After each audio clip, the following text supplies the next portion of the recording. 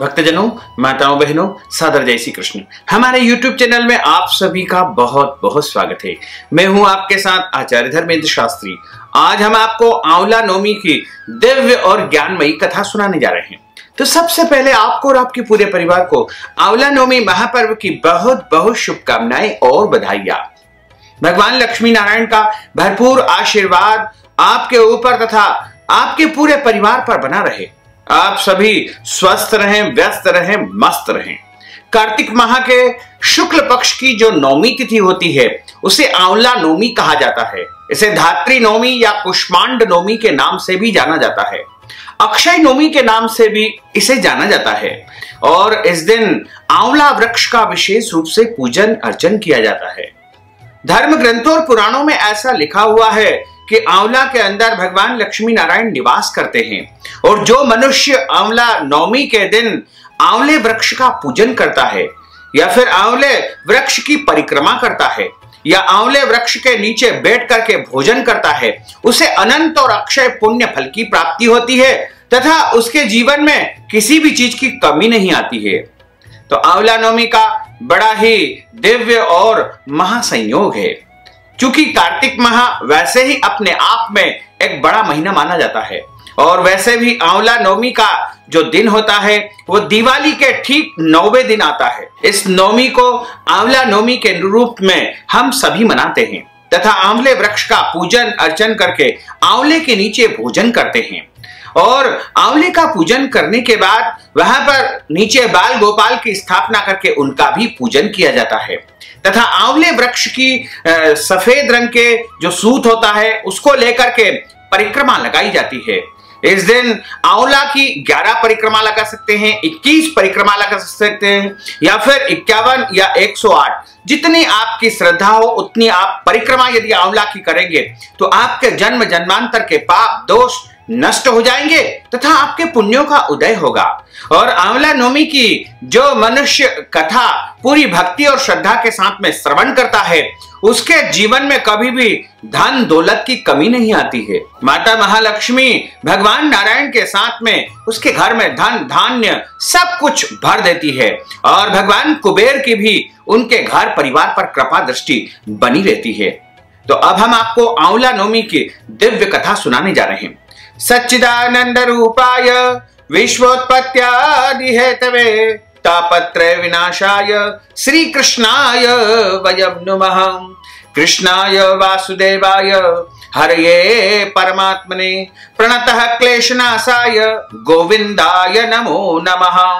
वसुदेव सुतं देवं कंसचाणूरमर्दनं देवकी परमानंदम कृष्णं वंदे जगद्गुरुं।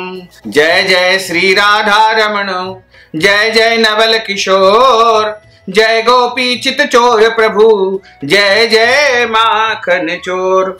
मात मेरी श्री राधिका, पिता मेरे घनश्याम, इन दोनों के चरणन में मेरा बारंबार प्रणाम, मेरा बारंबार प्रणाम, मेरा बारंबार प्रणाम।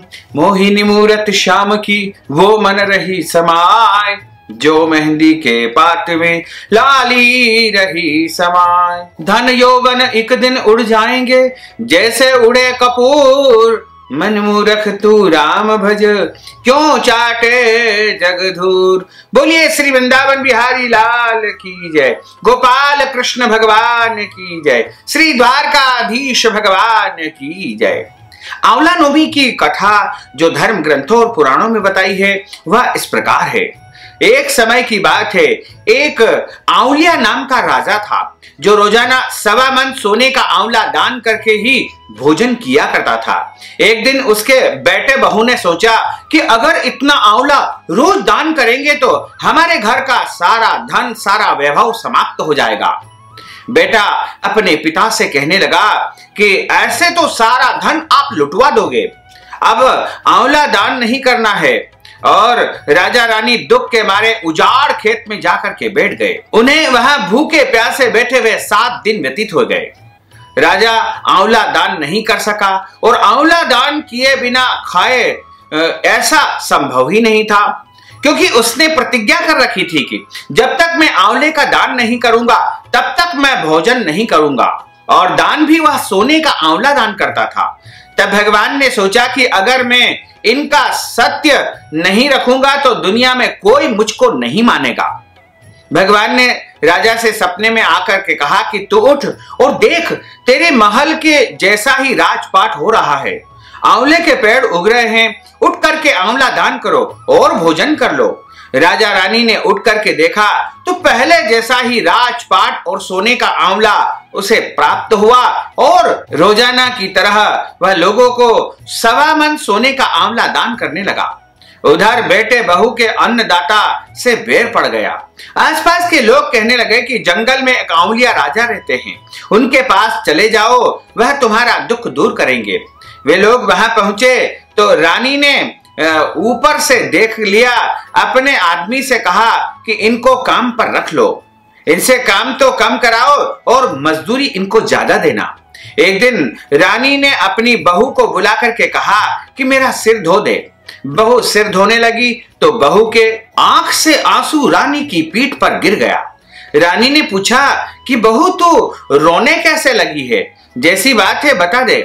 बहू बोली कि मेरी सास की पीठ पर भी ऐसा ही मस्सा था, वह भी 1.25 मन आंवला रोजाना दान करती थी। हमने उन्हें आंवला दान नहीं करने दिया और उन्हें घर से निकाल दिया। जब सास बोली कि हम ही तुम्हारे सास ससुर है, तुमने तो हमें घर से निकाल दिया था, लेकिन भगवान ने हमारा सत रखा है, यानी हमारी लाज रखी है और पहले जैसा धन वैभव समृद्धि सब कुछ हमें प्राप्त हो गई है। तो भगवान की कृपा से हम आंवला नवमी का व्रत करते हैं और आंवला नवमी के दिन आंवले वृक्ष का पूजन करते हैं तथा भगवान नारायण की कृपा से हम प्रत्येक दिन 1.25 मन सोने के आंवले का दान भी करते हैं और भगवान लक्ष्मी नारायण की कृपा से हमें धन वैभव सुख समृद्धि पुनः प्राप्त हो गई।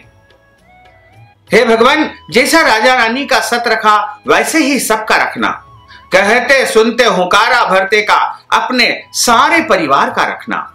इस प्रकार आंवला नवमी का व्रत करने से, आंवला नवमी की पूजा करने से तथा 1.25 मन सोने का आंवला दान करने से राजा रानी को पुनः वैभव प्राप्त हुआ और वह अपने बेटे बहू को भी अपने घर में रख लिया और पूरा सुख पूर्वक जीवन व्यतीत करने लगे और इस संसार में उन्हें समस्त सुखों की प्राप्ति हो गई तथा धर्म अर्थ काम और अंत में उन्हें मोक्ष पद प्राप्त हो गया।